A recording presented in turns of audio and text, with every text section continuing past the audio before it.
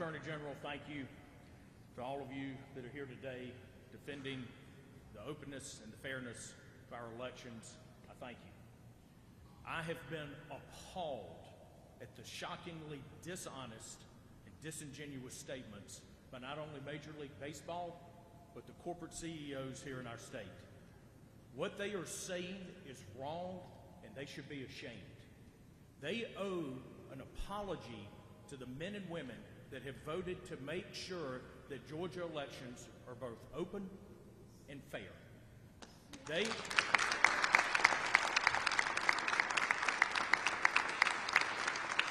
It is unacceptable.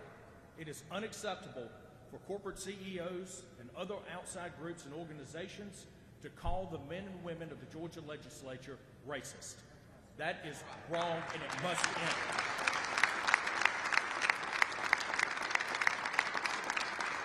They should apologize now. On top of that, and most importantly, they should apologize to our fellow Georgians for robbing them of the paychecks and the livelihood that will come because of their actions.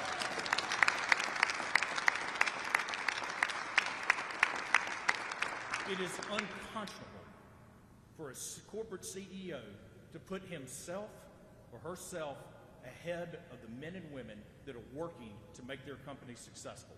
It is unconscionable for them to make statements that will cause harm to Georgia families, which is exactly what they've done. And we wait on their apology with bated breath.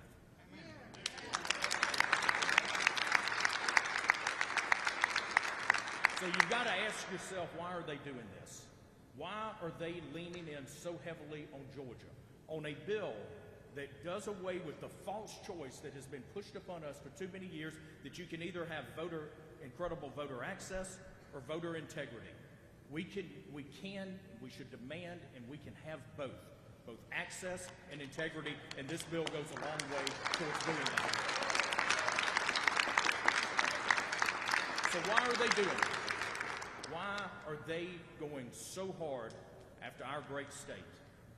It is to set the table for another battle in Washington, D.C. over H.R. 1 for the Politicians Act and Senate Bill 1. Now, that is a bill that nationalizes the election process. It makes our elections less secure by making sure that all of the voting apparatus is centralized in one place. That is less secure than what we have today. It is a bill that uses money owned by the taxpayers of this country to publicly fund at a 6-to-1 match small dollar donations in federal elections. That means that if you're a Georgian, your tax dollars in D.C. will be going to fund a candidate in New York City. That is wrong. It is a bill that does away with ID requirements to vote. That does not make our elections more secure. It does just the opposite. It is a bill that allows people that are not eligible to vote, that are in this country illegally, it gives them a ballot. That is wrong. Most importantly, H.R. 1 and Senate Bill 1 are unconstitutional. And to all of the corporate CEOs, to the corporate board members, to Major League Baseball, and other entities, you run your businesses on a set of corporate bylaws and corporate governance. And it would be tantamount to you throwing that out and saying that you will run your company how you damn well please. That is wrong.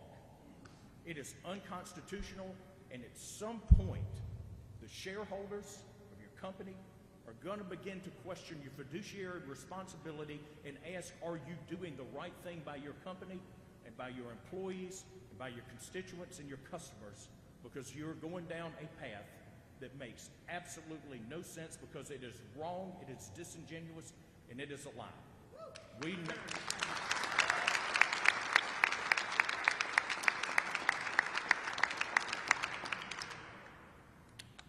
Today, the New York Times put out a piece, 16 points about what was wrong with Georgia's election bill. It is laughable. It is a stretch to be kind, but I expect nothing less from a paper that is wallowing in a gutter of unethical practices and intellectual dishonesty. We have to go every single day after the truth. The Attorney General and the Governor have both said it.